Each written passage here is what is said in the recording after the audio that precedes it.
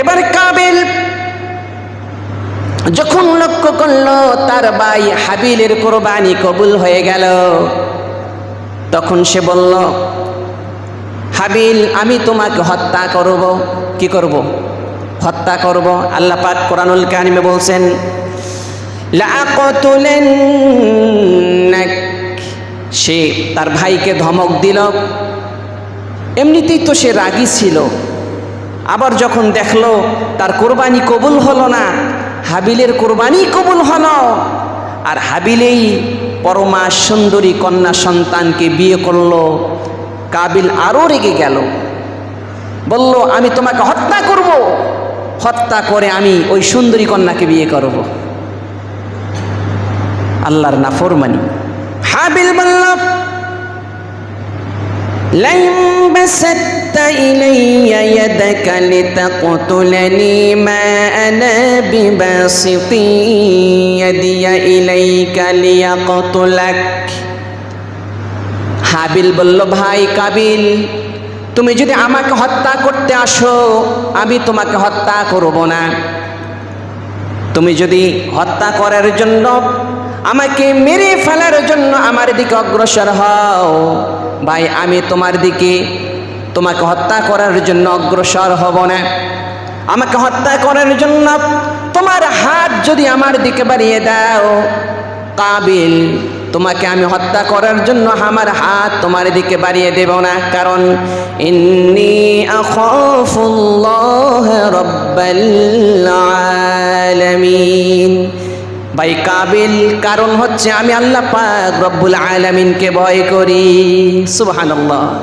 তুমি তো আমাকে হত্যা করতে চাও, করতে পারো, কিন্তু আমি তোমাকে হত্যা করব না, কারণ আমি আল্লাহকে ভয় করি।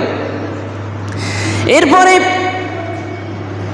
إني أريد أن تبوء بإثمي وإثمك فتكون من أصحاب النار وذلك جزاء الظالمين। কাবিল কে হাবিল বলল, হাবিল বলল, ইন্নী উরিদু, নিশ্চয় আমি চাই, আং তাবু আবি ইসমি, আমার যত গুনাহ আছে, আমার যত অপরাধ আছে, সমস্ত অপরাধ তুমি নিয়ে নাও, এবং আমার যত গুনাহ আছে তুমি নিয়ে নাও। আমার গুনাহ, তোমার গুনাহ, সমস্ত গুনাহের কারণে তুমি জাহান্নামী হয়ে যাও।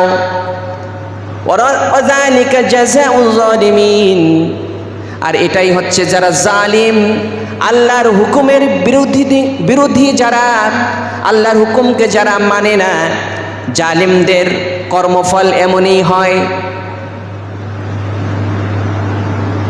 এভাবেই হাবিল এবং কাবিলের মাঝে কথা হচ্ছিল। এরপরে কাবিল কি করলো শেষ পর্যন্ত আল্লাহ পাক বলেন, ফাতাওয়াত লাহু নাফসুহু কাতলা আখি। শেষ পর্যন্ত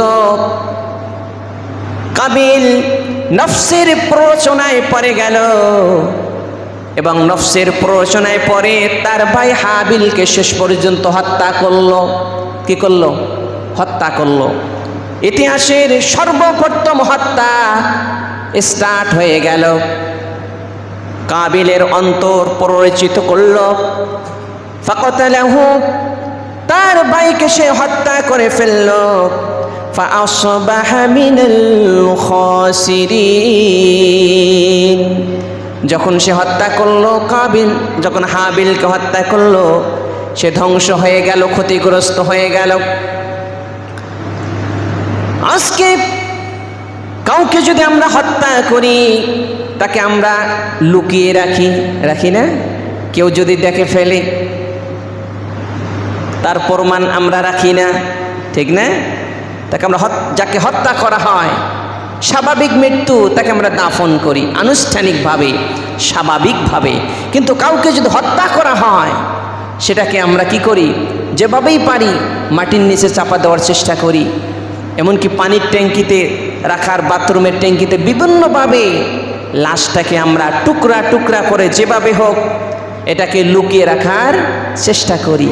কেউ যদি দেখে ফেলে তাহলে তো আমার সমস্যা হয়ে যাবে।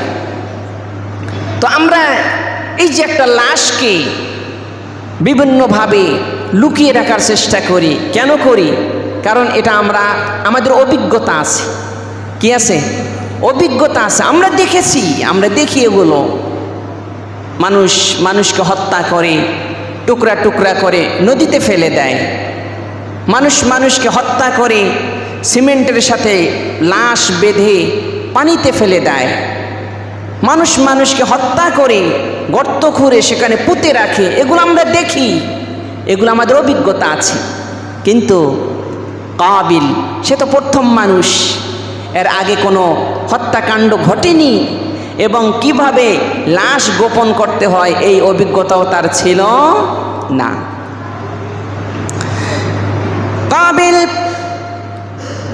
ভাইকে যখন হত্যা করল, এখন এই লাশ কি করবে, লাশ কিভাবে গোপন করবে, পেরেশানিতে পড়ে গেল। ভাইকে তো হত্যা করলাম, মেরে ফেললাম, এখন এই লাশ কি করব? কেউ যদি দেখে ফেলে, আমার বাবা আদম যদি দেখে ফেলে, কি অবস্থা হবে, কি উপায় হবে?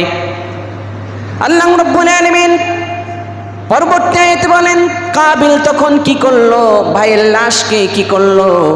আল্লাহ পাক বলেন, فبعث الله غرابا يبحث في الأرض ليريه كيف يواري سوءة أخيه।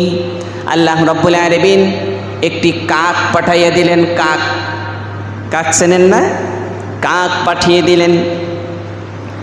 কাক এসে মাটির মধ্যে গর্ত খোঁড়া শুরু করলো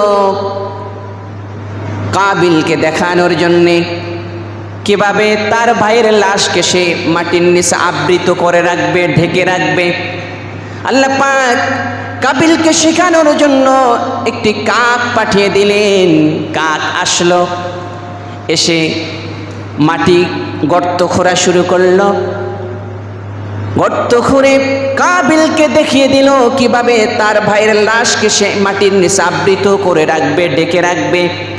এই দৃশ্য যখন কাবিল দেখলো, কাবিল আফসোস করলো, হারে সাধারণ একটা কাকের মাথায় আল্লাহ যত এলেম দিয়েছেন, আমি কাবিলের মাঝেও তা নাই।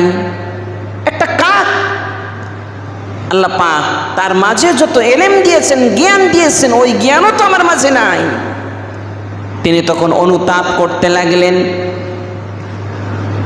অনুশোচনা করতে লাগলেন, কি করলাম আমি? কেন আমি আমার ভাইকে হত্যা করলাম? কেন আমার ভাইকে আমি শেষ করে দিলাম, হত্যা করলাম? অনুতাপ করতে লাগলেন। কিন্তু গুনাহ যখন করেই ফেলেছে, শত অনুতাপ করেও আর কোনো কাজ হবে? মুফাসসিরিন ইকরাম বলেন, সেখান থেকে হত্যাকাণ্ড শুরু হয়েছে। কিয়ামত পর্যন্ত যত হত্যাকাণ্ড হবে, একটা গুনাহ এর একটা গুনাহের অংশ কাবিল কবরে শুয়ে শুয়ে কিয়ামত পর্যন্ত পাবে। নাউযুবিল্লাহ।